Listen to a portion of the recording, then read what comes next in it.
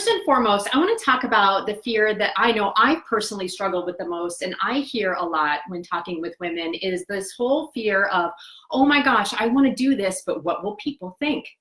And so I was kind of reflecting on my whole what will people think story and where it even came from. And I guess I just remember when I was a little girl, I grew up in a really small town, and it was less than 2,500 people. And not only was it a small town, but I went to a very strict Catholic school. So very rigid rules, rigid uniforms. And so there was a really big, long list of right versus wrong. Not only that, my parents were teachers at this school, and my dad was a coach. So everybody knew my parents. And so when stuff happened, like, everybody knew about it because it was like in the newspaper, right? About the decisions that he made and didn't make in terms of coaching the teams. And if you've ever lived in a small town, then you know the joke, and this is going to hit home for you, that you don't even need to use your blinker because everybody already knows where you're going anyways. And so this whole everybody complex comes in because, you know what, when I was making decisions, like, people just, or when things happened to me, like, people knew about it because there was only like 40 kids in your class and everybody was connected. Everybody knew everything. So I think that started from a really young age. And then, you know, as I moved into corporate America and as I work with lots of women in corporate America or who just run in organizational circles, there's still this complex of what will people think? So here's some things that I hear really frequently. You know what, I would really like to take a step back in my career to get a little more work-life balance. Oh, but what would people think? You know, I really want to sign up for this committee. I think it looks super interesting. But gosh, I guess I'm just scared because what if I show up and, you know, I offer my expertise and people think this is stupid? People will think I'm stupid. What will people think? The other one I hear a lot too is, oh my gosh, I would really love to start to promote my hobby on social media and see if other people would enjoy it too. Oh, but what would people think? People might think that I'm so silly or that I'm stupid or that I'm crazy. I mean, it's just a huge fear that we all have. We all have an everybody complex. And one of the things I think that I'm going to show you with 2 tools I'm going to teach you is that our everybody is often one big nobody. Okay, so here's a couple of things that you guys can take with you as this whole everybody monster tends to come up and keep you from doing the thing that you actually want to do. Step 1, as long as you're not driving, I want you to write something down on a piece of paper for me. I want you to write down the acronym TFAR. And what this stands for is it stands for T, which is thoughts. So the first thing I want you to do is hold that thought, that whole thought of what will everybody think? Or if you're like me, my biggest thing is people will think this is stupid. That was always my everybody voice. Like, everybody will think this is stupid. Well, that's just my thought. And the thought that I have generates my feelings. That's the F, okay? And my feelings might be, oh my gosh, I feel like an imposter, I feel nervous, I feel doubtful, I feel totally ill-equipped, I feel anxious. I mean, we get all of these feelings, right? We feel hesitant, and so then we don't do anything because we feel like we're just kind of like, oh, I don't know. And then based on how we feel, we take actions. Well, when I'm all wrapped up in my everybody complex, what will people think? People will think this is stupid. I'm feeling all apprehensive and hesitant, and I want to play small.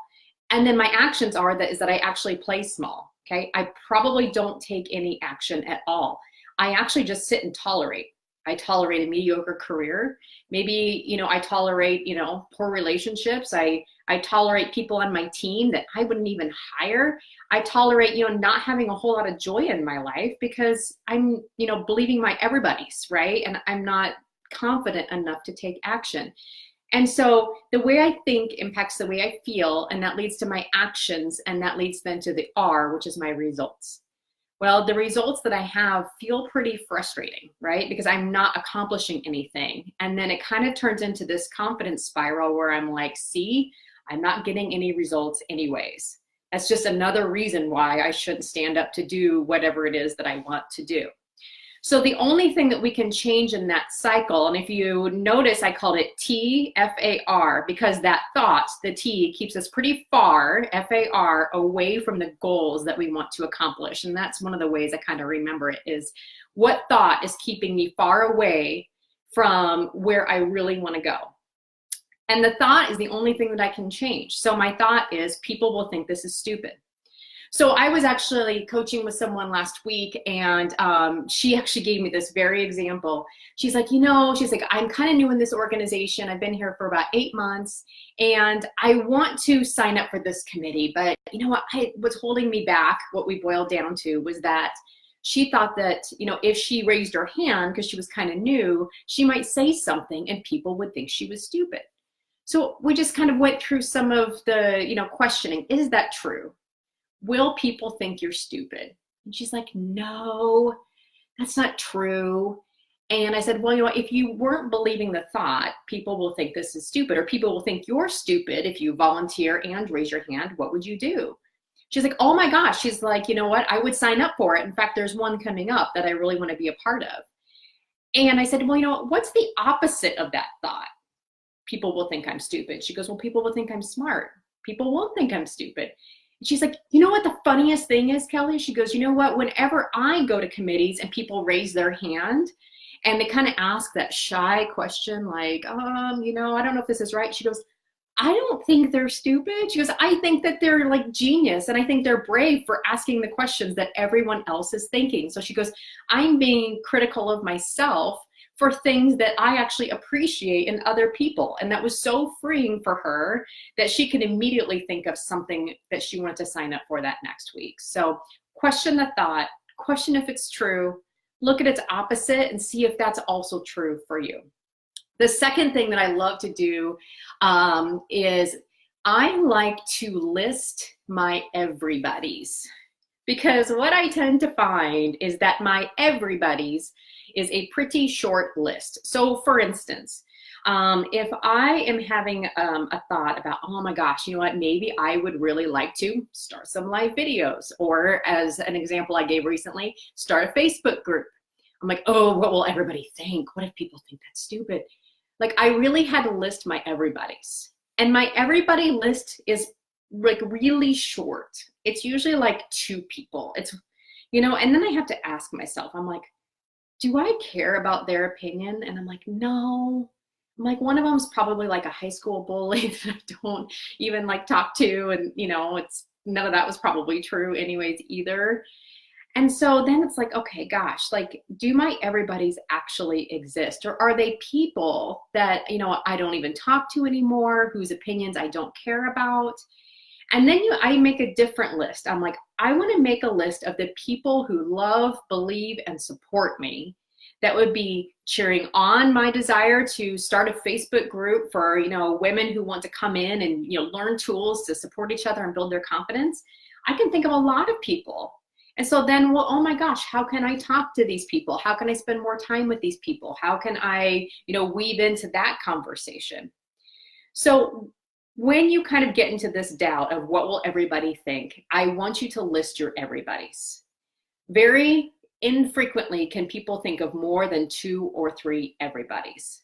And I love the advice from Brene Brown, where she says, you know what, she's like, if you're not in the arena with me, if you're not in there doing the work and grinding, she's like, I don't want your opinion anyway. So who's in the arena with you? Who supports you? Who supports your goals? List that everybody. Find them, spend time with them. If you have somebody close in your life who is one of your negative everybody's, eliminate them. And if you can't eliminate them, just thank them for their opinion and spend your time and energy focusing on the people who are wanting to see you succeed. And you can sign me up. I will be on your everybody list. So as we close this first video, I want to leave with a quote that I love from Big Magic by Elizabeth Gilbert. And this is so freeing. She said, she was interviewing this old wise woman, and she said, you know what? She said, when we were in our 20s and 30s, like, we were so paralyzed because we were so fearful. What will everybody think?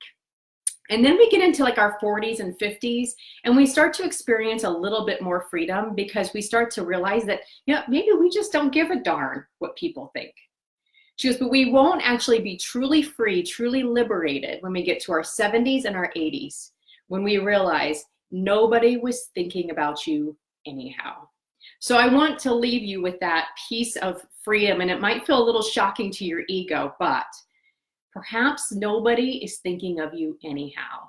Everybody's so wrapped up in their own drama and their own day-to-day that oftentimes we aren't really thinking about anybody. We're thinking about ourselves and worried about our own inner critics and our own desires and our own goals. So my challenge for you this week is, if no one is thinking of you anyhow, what's that one thing that you're going to go and try and you're going to take a micro step towards because you're totally passionate about it and you know that your deepest inner self desires that it's something that's right for you and your life? So that's my challenge. Nobody's thinking of you anyhow. I'm on your supporter of everybody list, so go forward and take the big challenge.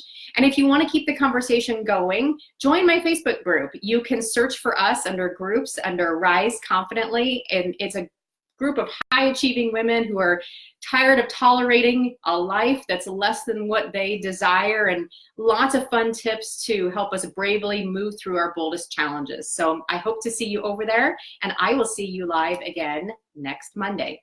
Talk to you soon.